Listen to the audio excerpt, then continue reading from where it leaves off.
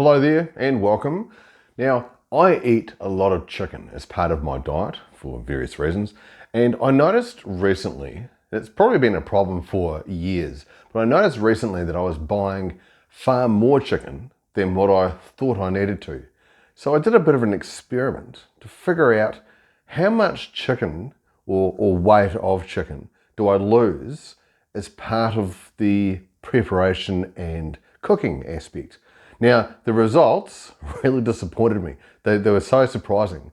And you'll see that later on in the video, just what kind of a loss I actually got as part of the process of cooking as I do. So I'll take you through here a number of screenshots of the cooking and preparation process, and I actually did it with cheaper chicken and then repeated the process with dearer chicken. Because I thought if you're paying more for chicken, surely that's a better quality of chicken. And you might be fascinated to find out the differences between the two types of chicken. Okay, so let's take you through step by step this whole process and what I found along the way at each step. So we'll start with the more affordable chicken to start off with. So this here, as you'll see, 1,052 grams, so just over a kilo of chicken from Woolworths New Zealand, previously called Countdown, as you can probably tell, and that was for $13.57. So this equated to 3 chicken breasts. And as you can see, I calibrated my weighing scales to 0, and yes, I do indeed have a green kitchen. Multiple shades of green, actually.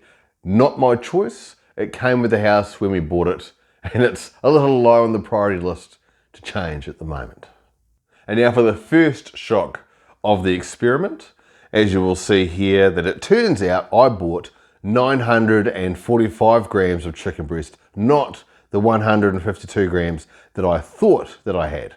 That puts me down already by 107 grams before I've even done anything with the chicken.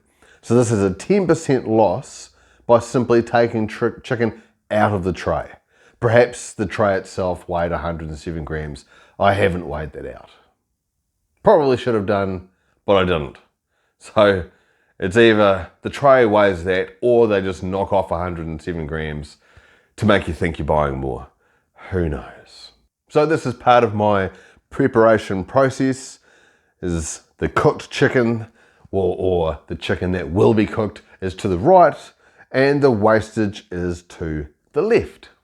And you'll notice that this wastage of chicken includes little bits of skin and veins and weird bits that I don't really want to eat. Sometimes they're crunchy, maybe they're bones, I don't know.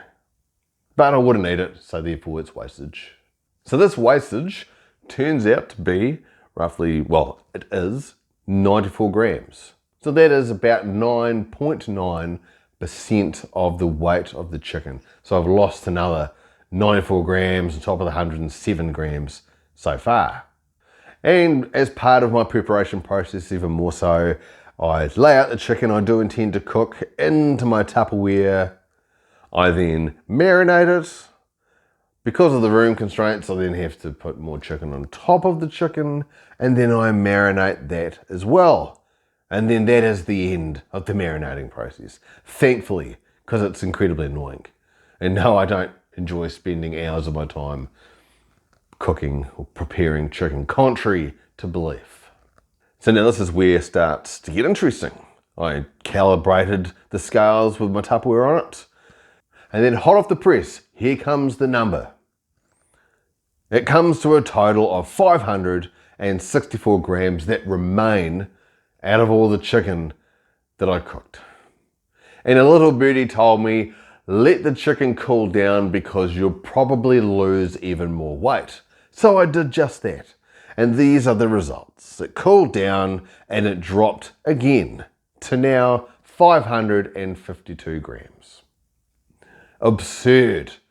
Certainly not happy about that. But that's the way it is. Who knows why? So here's some of the data here. So I started with 552 grams. I lost 107 straight out of the packets. out of the plastic tray. That took me to 945 grams. I lost a further 94 grams in wastage. That took me to 851. Once cooked, I lost a further 287 grams, taking me to 564.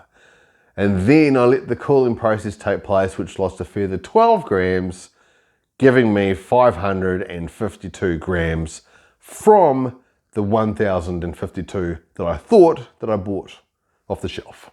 So therefore the overall process from shelf to plate saw a 500 gram loss in weight, going from 152 to 552.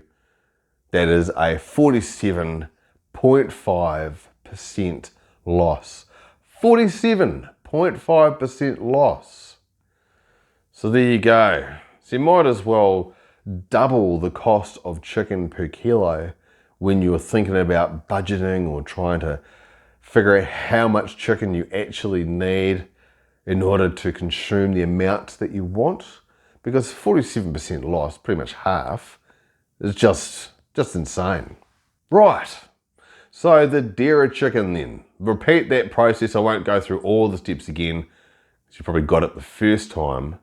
But let's have a look at what happened this time and where the differences were. So I bought this particular packet of chicken, 552 gram portion at $25.59 a kilo compared to $13.57.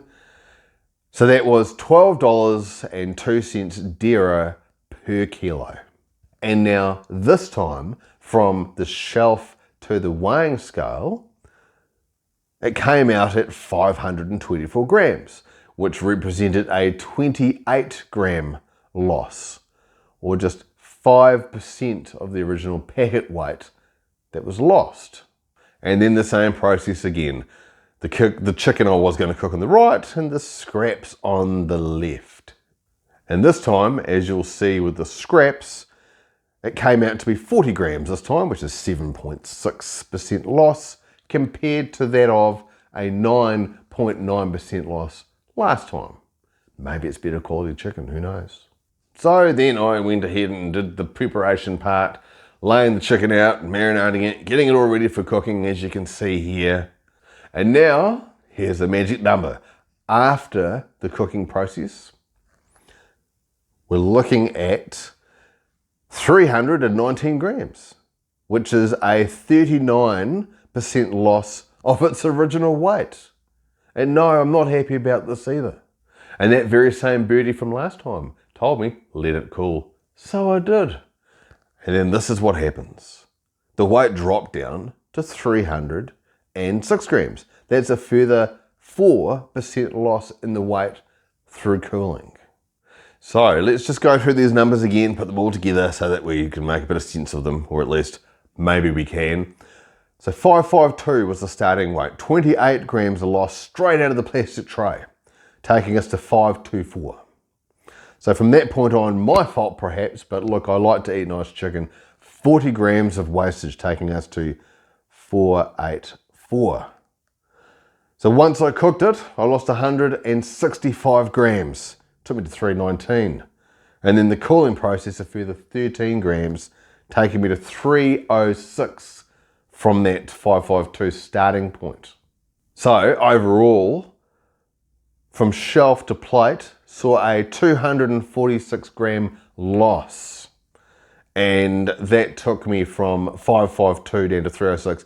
That is a 44.5% loss through that whole process. The bulk of that loss comes from the cooking process, not the wastage or taking out of the tray. Although the whole tray thing's ridiculous. That needs to be the actual weight, I would have thought. But there you go. What do I know? I'm not Woolworths, am I? Or whoever they buy it from. So in summary, 47.5% loss of the cheaper chicken, 44.5% loss of the dearer chicken.